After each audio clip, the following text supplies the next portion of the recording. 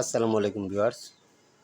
আমার সামনে যে ফ্যানটি দেখতে পাচ্ছেন, এটা আমি গত একটা ভিডিওতে এটা ভিতরের সাইডের কয়েলটা শর্ট ছিল, ঠিক আছে। তো সেই ক্ষেত্রে উপর ডিপেন্ড করে আমি ফ্যানটা খুলি ওটাকে কয়েল শর্ট রিপেয়ার করার জন্য। তো সেই ক্ষেত্রে আমার পুরোটা কয়েল মানে শর্ট দেখাইতেছে আর কি, মানে বডি হয়ে গেছে। তো এই ক্ষেত্রে আপনাদেরকে আমি একটা কথাই বলতে চাই, যখন আপনারা কোনো ফ্যান কাস্টমারের কাছ থেকে বুঝে নেবেন, তখন আপনারা তাদের সাথে কয়েল যখন শর্ট হবে তাদেরকে বিলটা ডিমান্ড করার আগে ওনার সামনে ফ্যানটাকে খোলার চেষ্টা করবেন, ফ্যানটার কন্ডিশনটা যাচাই করার চেষ্টা করবেন। যারা নতুন তাদেরকেই কথাটা বলতেছি, আর যারা পুরাতন অভিজ্ঞ টেকনিশিয়ান আছেন তাদের তো জানাই আছে, আশা করি তারা আমাদের সিনিয়র হবে। কারণ আমি এই ফ্যানটা যে সময় খুলি, কাস্টমার দিয়ে গেছিলো যে তুমি কাজ করো, আমি বলছিলাম কয়েল শর্ট, সম্ভবত এটা রিপেয়ার করলে হবে। তো খোলার পরবর্তীতে যখন আমি ফ্যানটাকে দুই সাইডে হিট দিয়ে বাড়ি দিছিলাম, তার পরবর্তীতে যে ভিতরে পেপার থাকে সেই পেপারটা একবারে ঝরে যাওয়ার কারণে ফ্যানের বডি হয়ে গেছে। ভিতরের সাইডটা ঠিক আছে, বাহিরের সাইডে সমস্যা। তো গত পর্বে আমি পুরোপুরি যে শর্ট দেখাইছি সেই ছবিটা আপনাদেরকে আমি দেখাচ্ছি। ওই সময় আমাদের একটাতে লাইন ছিল, আমরা যখন ফ্যানটা বাড়ি দিয়ে খুলছি এখন কিন্তু আমরা কোনোটাতেই লাইন পাচ্ছি না। আমাদের ফ্যানটা কিন্তু এখন বডি। তো এই সেই ভিডিওটি, তো সেম এই ফ্যানটাকে আমি কালকে বাড়িতে যাওয়ার সময় আমি বার্নিশ করে গেছিলাম, পাশাপাশি আর কিছু কাজ করতে হবে, কারণ ফ্যানটার যে এই লুপগুলো কিন্তু একবারে এমনি আপ ডাউন করতেছে। তো ফ্যানটার কয়েলটা বাঁধাটা খুব জরুরি ছিল। তো ভিডিওটা করার মূল উদ্দেশ্য হচ্ছে, যারা আমার মতো এইরকম পজিশনে ফ্যানটা রাখার পরবর্তী বিপাকে আছেন, তারা কিভাবে এই বিপদ থেকে উদ্ধার হবেন তাদেরকে মূলত উদ্দেশ্য করে আমার এই ভিডিওটি। আমি যদি আপনাদেরকে ফ্যানের কন্ডিশনটা বর্তমানে আবার আমি দেখাই, আমার ওই সময় ডাইরেক্ট বডি ছিল, এটা আমি আপনাদেরকে প্রুফ করে দেখাবো। তো এখন আমি আবার এটা সিরিজের মধ্যে কালেকশন করছি, এটা আমার সিরিজ ল্যাম্প, এটা আমার সিরিজ এসি কট। আমি কোনো কাজ কারচুটি করতে পারি না, আর আমি শর্টকাটে ভিডিও করতে পারি না, এটা আমার অভ্যাস। তো আমি সিরিজের লাইনটা ভালো করে প্লাগ ইন করে নিচ্ছি। আমার সিরিজে কিন্তু লাইন আছে। এখন যদি দেখি আমার ফ্যানের বডির কন্ডিশনটা, আমার ফ্যানে কিন্তু এখন বর্তমানে বডি দেখাইতেছে না। আমি আপনাদেরকে ভালো ক্লিয়ার করে দেখাচ্ছি। এই যে এখানে ধরলাম, আবার এখানেও ধরলাম, এখন আমার ফ্যানটাতে বডি নাই। যদি আপনারা কাজ রেখে বিপাকে পড়েছেন, তো সেই ক্ষেত্রে আমার এই প্রক্রিয়াটা অবলম্বন করবেন। আমি বিশেষ করে যেই কাজগুলো বেসিক কাজ আমরা সবাই করি, যেই জায়গা থেকে আমরা ঠেকে যাই, আমি কিন্তু সেম সেই জায়গায় থেকেই আমি ভিডিও করি। তো আমি এটাকে আবার আগলা করে নিলাম। এই যে দেখুন ভিউয়ার্স, এর ভিতর থেকে সব পেপার ঝরে যাইতেছে।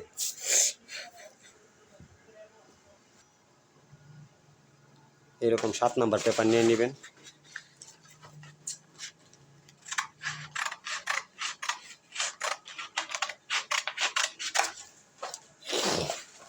এটাকে সাইডে রেখে দিলাম। এখন আমার এই কয়েলের মাপ অনুযায়ী আমি প্রত্যেকটাকে এভাবে কেটে নেব।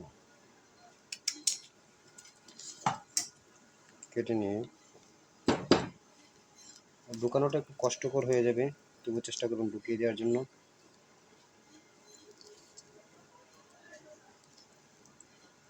নাইলে আপনারা এটা নড়াচড়া করবে, সেক্ষেত্রে কয়েল শর্ট হওয়ার সম্ভাবনাটা বেশি থেকে যায়।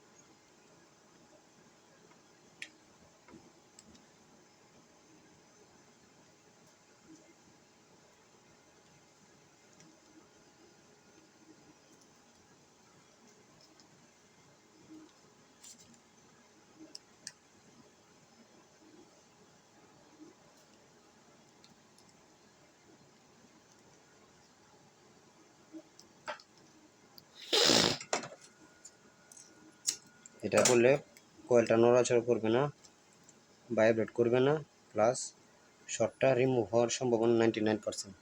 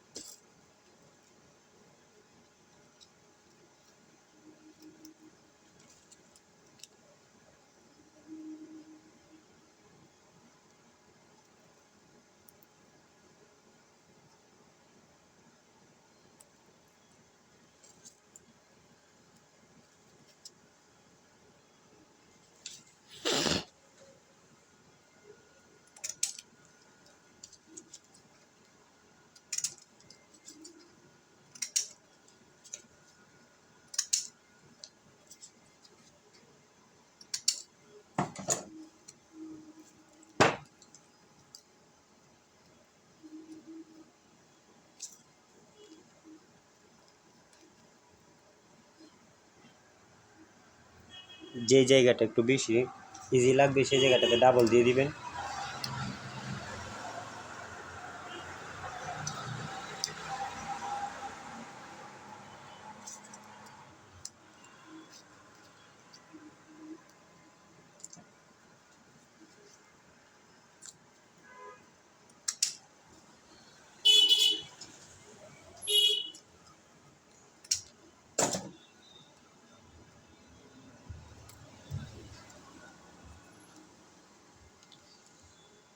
আমার মোটামুটি সবগুলো পড়ানো প্রায় শেষ।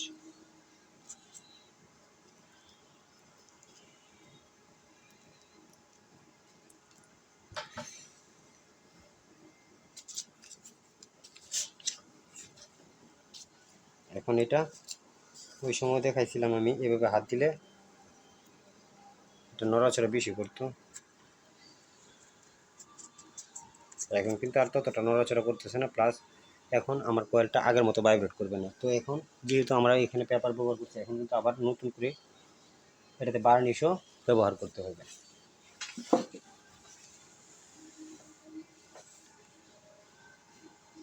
একটা বোতলের মধ্যে এইভাবে বার্নিশটা ভরে নেবেন। এটা অরিজিনাল চায়না বার্নিশ। ভরে নিয়ে এই যে এইভাবে প্রত্যেকটা খোপে খোপে দিয়ে দিবেন।